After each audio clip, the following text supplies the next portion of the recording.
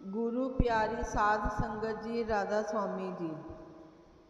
संगत जी, ऑस्ट्रेलिया से एक ऐसी दिल को अंदर तक हिला देने वाली खबर सामने आई है जो पिछले महीने जून 2025 हजूर जी के ऑस्ट्रेलिया दौरे की है, जिसने ये साबित कर दिया कि हजूर जी और कोई नहीं बल्कि हजूर जी ही है।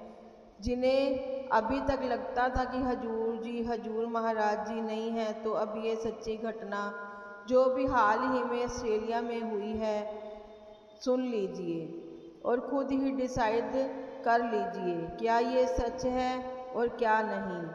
ऑस्ट्रेलिया से ये एकदम सच्ची खबर सामने आई है। ऑस्ट्रेलिया का ये परिवार इंडिया में रहने वाली एक सत्संगी बीवी के रिश्तेदार हैं और इसी परिवार ने ये बात बताई है, जिससे ये साबित होता है कि हजूर जी बड़े महाराज जी हैं। इस बीबी के ऑस्ट्रेलिया में रह रहे रिश्तेदारों के एक घर के एक बच्चे ने सन 2015 में जन्म लिया था और जब ये बच्चा इस संसार में आया तो लगा ये बच्चा जन्म से ही अपाहिज है और चलने फिरने में यहाँ तक कि देखने में भी असमर्थ है।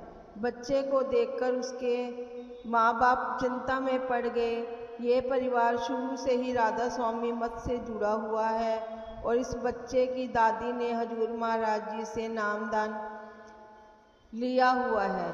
बच्चे के माँ बाप ने बाबा जी से ऑस्ट्रेलिया में नामदान लिया था। जब ये अपाहिज बच्चे का जन्म हुआ तो घर वाले परेशान हुए और सोचने लगे कि आखिर हमने ऐसे कौन से कर्म किए हैं जो हमें ऐसी संतान मिली।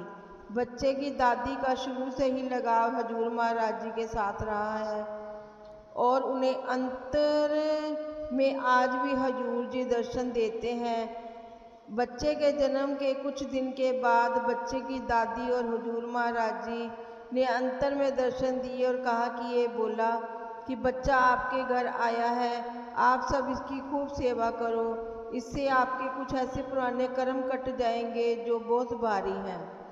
इस बच्चे का जन्म ऐसे ही नहीं हुआ, आप बस दिल लगाकर इस बच्चे की सेवा करो और खुद कुछ साल के बाद इस बच्चे को लेकर चला जाऊंगा, लेकिन तब तक इस बच्चे की आप पूरा परिवार मिलकर सेवा करो। इतना कहकर हजूर जी बच्चे की दादी के ध्यान से चले गए। अगले दिन बच्चे की दादी ने पूरे परिवार को बुलाया और सबको हुक्म दिया कि इस बच्चे की हमें हर हाल में सेवा करनी है। हजूर महाराज जी का हुक्म है कि वो इस बच्चे को लेने आएंगे। अब क्योंकि पूरा परिवार ही परमार्थ की राह पर था तो बच्चे की दादी का आदेश सबने माना और अपने इस बच्चे की सेवा में लग गए। जितना और जैसे हो सका सबने सेवा की और अब इसी साल 2025 में ये बच्चा 10 साल का हुआ तो इसकी एक दिन तबीयत खराब हो गई, इसलिए बच्चे को अस्पताल में एडमिट करवाया गया।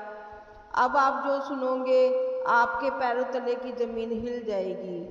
आपको याद होगा कि पिछले महीने हजूर जी इंडोनेशिया और ऑस्ट्रेलिया दौरे पर थे।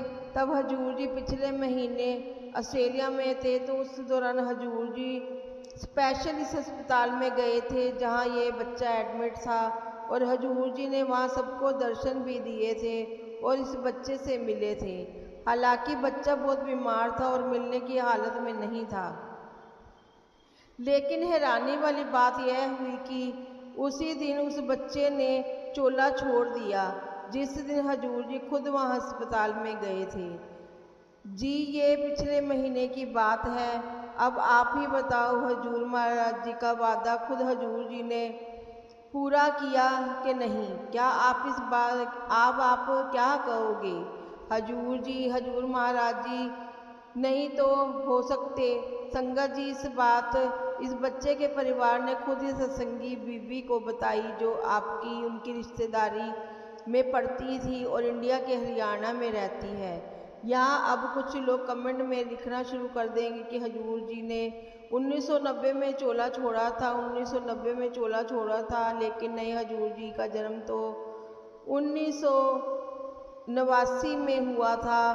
फिर ये कैसे संभव है कि एक ही रूह है। संगत जी, बाबा जी एक नहीं हजारों बार समझा चुके हैं कि गुरु शरीरों के दायरे में नहीं आते, गुरु शब्द रूपी होते हैं और शब्द में इतनी ताकत है कि सृष्टि को पल में मिटाकर फिर से बना दे।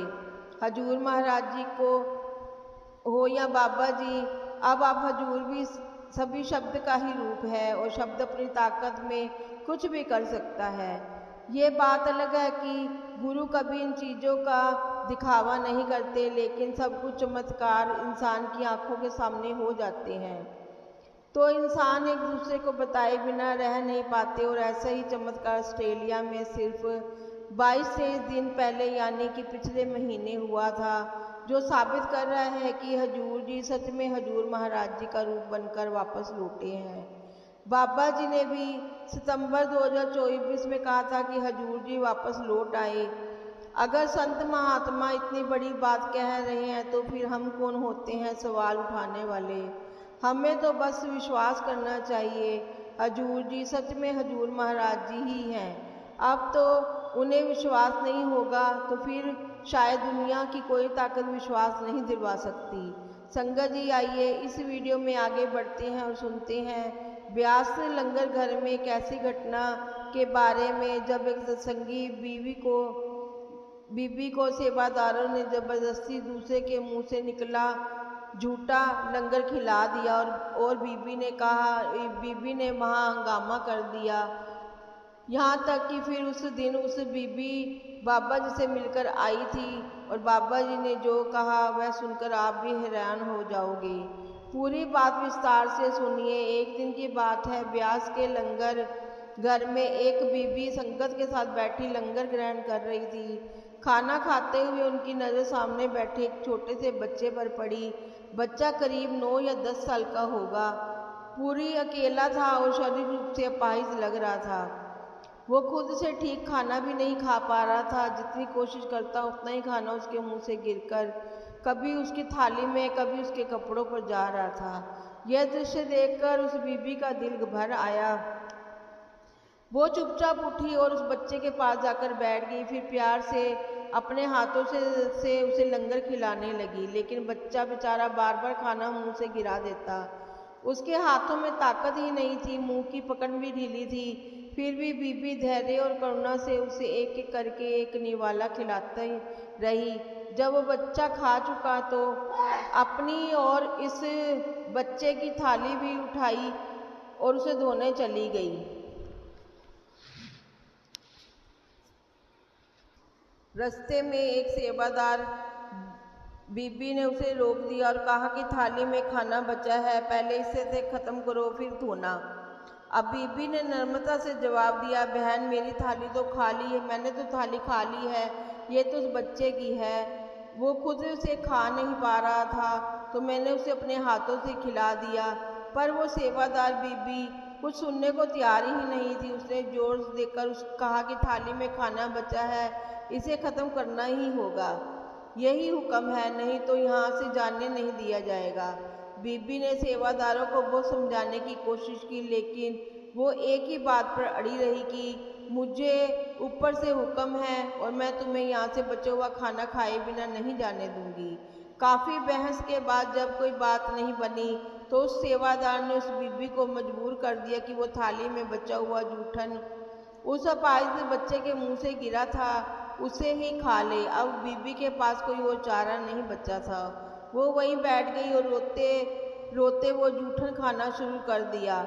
उसका दिल भारी हो गया, आंखों से आंसू थमते ही नहीं रहे थे। जैसे तैसे खाना खत्म हुआ, दोनों थालियां उसने धो दी, लेकिन मन को चैन नहीं मिला।